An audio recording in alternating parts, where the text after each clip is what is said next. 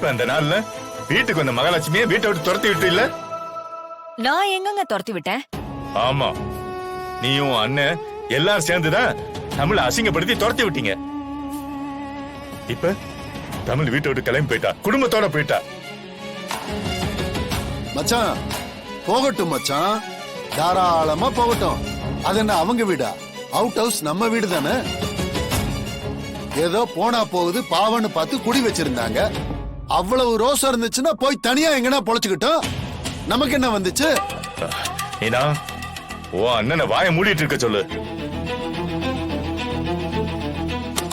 இதுக்கு மேல ஒரு வார்த்தை பேசினா அப்புறம் சொந்த மச்சான்னு கூட பார்க்க மாட்டேன்.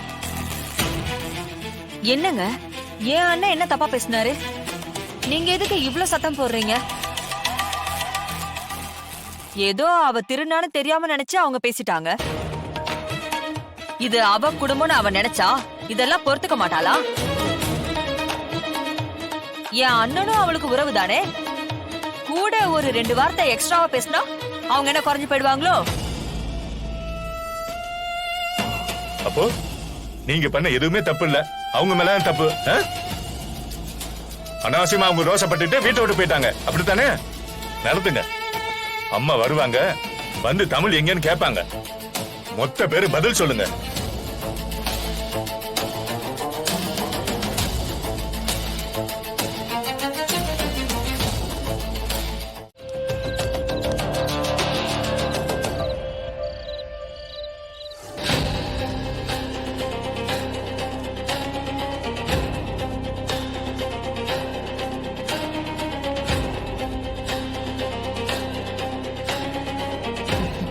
மீனா, மீனா. அத்தை,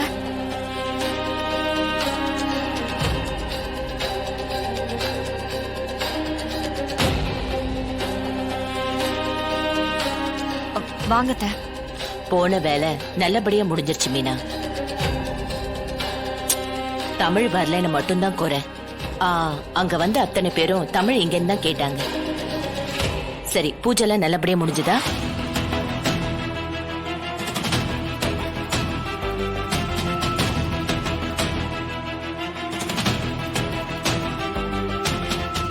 என்ன மீனா?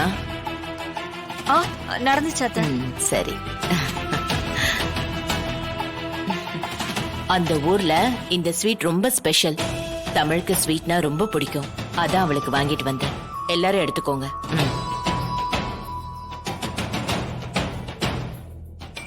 தமிழ், ஒரு நல்ல காஃபி எடுத்துட்டு வா.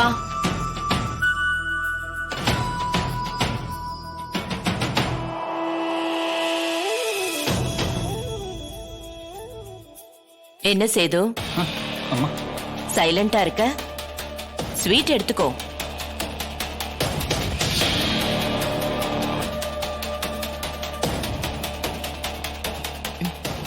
என்னங்கம்மா? என்ன முத்து, நீ காஃபி எடுத்துட்டு வர? தமிழ் எங்க?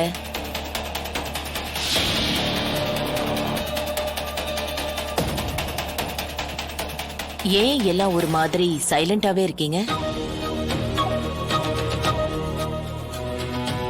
என்ன மீனா? அத்தை, நீங்க போய் ஃப்ரெஷ் ஆயிட்டு வாங்க. சாப்பாடெல்லாம் ரெடியா இருக்கு, வந்து சாப்பிடுங்க அத்தை. நான் கேட்கறதுக்கு பதில் மட்டும் சொல்லு. தமிழ் எங்க? அத்தை, இந்த வீட்ல நாங்க இத்தனை பேர் இருக்கோமே, அதெல்லாம் உங்க கண்ணுக்கு தெரியலையா? அவதான் உங்களுக்கு முக்கியமா? தமிழ் எங்க?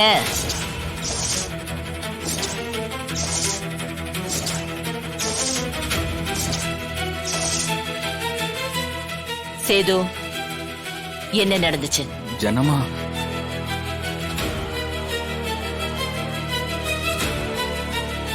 இப்ப நீ சொல்ல போறியா இல்லையா? என்னப்பா அழாதீங்கப்பா.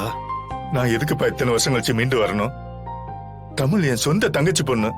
அவளை மொத்த குடும்பம் சேர்ந்து அவமானப்படுத்துறாங்க. என்னால எதுவுமே பண்ண முடியல, அவங்கள தடுக்க முடியல. நீங்க கொஞ்சம் பொறுமையா இருங்கப்பா, அழாதீங்க.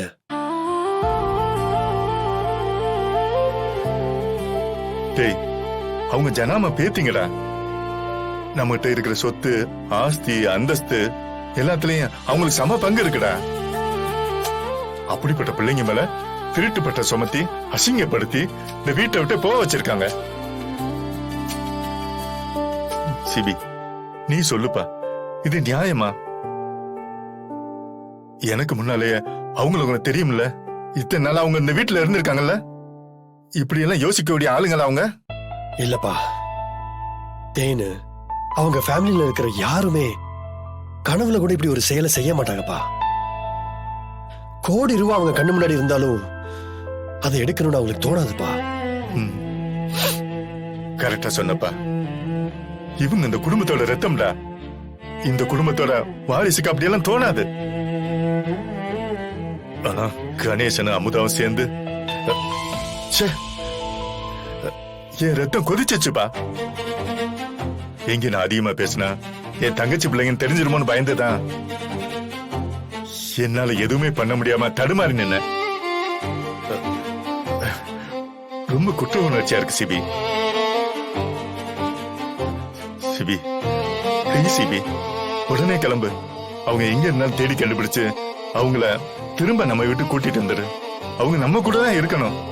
அவங்க வெளியெல்லாம் போய் கஷ்டப்படக்கூடாது சிபி. நீ உடனே கிளம்பு சிபி. நீ சொன்ன எல்லாரும் கேட்பாங்கப்பா. அப்பா, அவங்களுக்கு இப்படி நடந்தது பெரிய அவமானம் தான், பெரிய தப்பு. அதுக்கு பதிலாக தான் கணேசன் மாமாவையும் அமுதாவத்தையும் நல்லா திட்டேன்னு.